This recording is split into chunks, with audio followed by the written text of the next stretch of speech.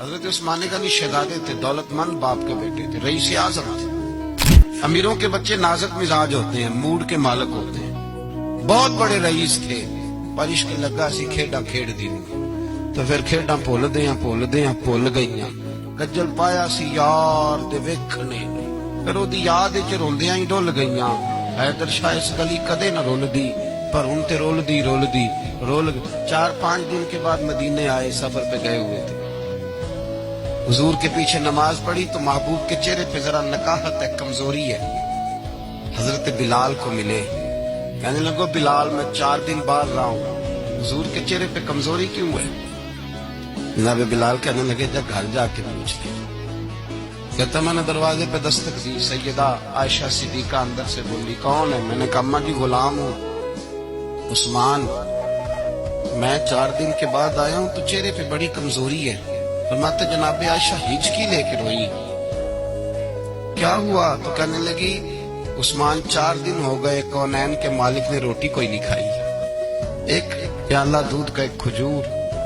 حضرت عثمان غنی رضی اللہ تعالیٰ کا اماں جی آپ پردے میں نہیں چلی جاتی؟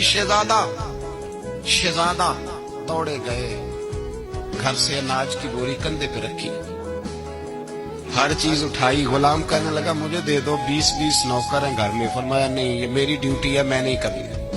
عثمان خود گئے، رسول پاک کے گھر میں جھاڑو دیا، چولہے میں آگ جلائی۔ حضرت عائشہ کہتی ہے میں پردے کے پیچھے سے دیکھ رہی تھی، جب عثمان پھونکے مارتے تھے تو داڑھی سے دھواں نکلتا تھا۔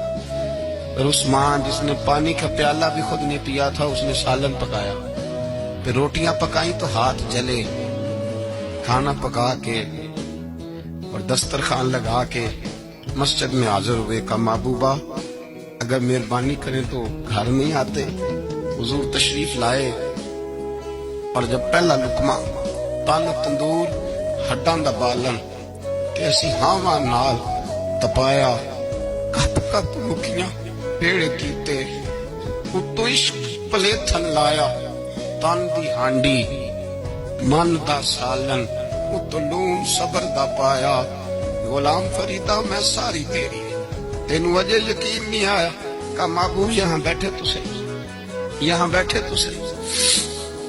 حضور تشریف فرما ہوئے، اور پہلا لقمہ جب نبی پاک نے منہ میں رکھا تو عثمان تڑپ کے روئے۔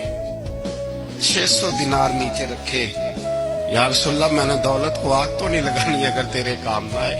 حضور کس کام کی یہ جائیدادیں، کس کام کی؟ اگر آپ کے گھر میں 4 دن کھانا نہ پکے۔ حضرت عائشہ صدیقہ فرماتی ہیں عثمان تو چلے گئے، یہ کہہ کے میرے مصطفیٰ نے پھر ہاتھ اٹھائے اور ایسی دعا دی کہ میں تڑپ اٹھی، میں رونے لگی۔ حضور نے جھولی اٹھا کے کہا اے اللہ میں عثمان سے راضی ہوں، تو بھی میرے عثمان سے راضی ہو۔ حضرت عثمان غنی رضی اللہ تعالیٰ عنہ ساتھ تھے جب نبی پاک صلی اللہ علیہ وسلم 1400 صحابہ کو لے کے عمرے کی نیت سے نکلے۔ حدیبیہ کی مقام پر کافروں نے روک لیا، کہا عمرہ نہیں کرنے دیں گے۔ حضرت سیدنا عثمان غنی کو نبی پاک نے سفیر بنا کے بھیجا۔ جناب عثمان غنی کئی سالوں کے مکے سے بچھڑے تھے، سامنے کعبہ نظر آیا، احرام بندھا ہوا ہے۔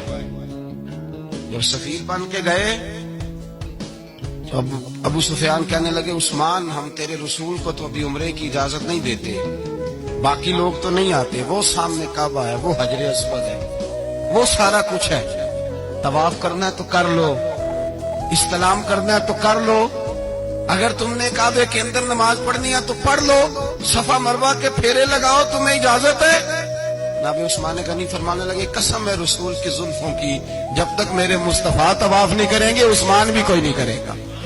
عثمان بھی وہ کون سا طواف ہے جس میں طواف اور مدینے والا نہ ہو؟ وہ کون سا عمرہ ہے جس میں عمرہ ہو اور رسول پاک نہ ہو؟ وہ کون سا حج ہے جس میں حج ہو اور امام الانبیاء نہ ہو؟ بریلی کے امام بول پڑے، فرمانے لگے حاجیوں آؤ شہنشاہ کا روضہ دیکھو، کعبہ تو دیکھ چکے اب کعبے کا بھی کعبہ دیکھو، اور فرمانے لگے غور سے سن تو رضا، کعبے سے بھی آتی ہے صدا، میری آنکھوں سے میرے پیارے کا روضہ دیکھو۔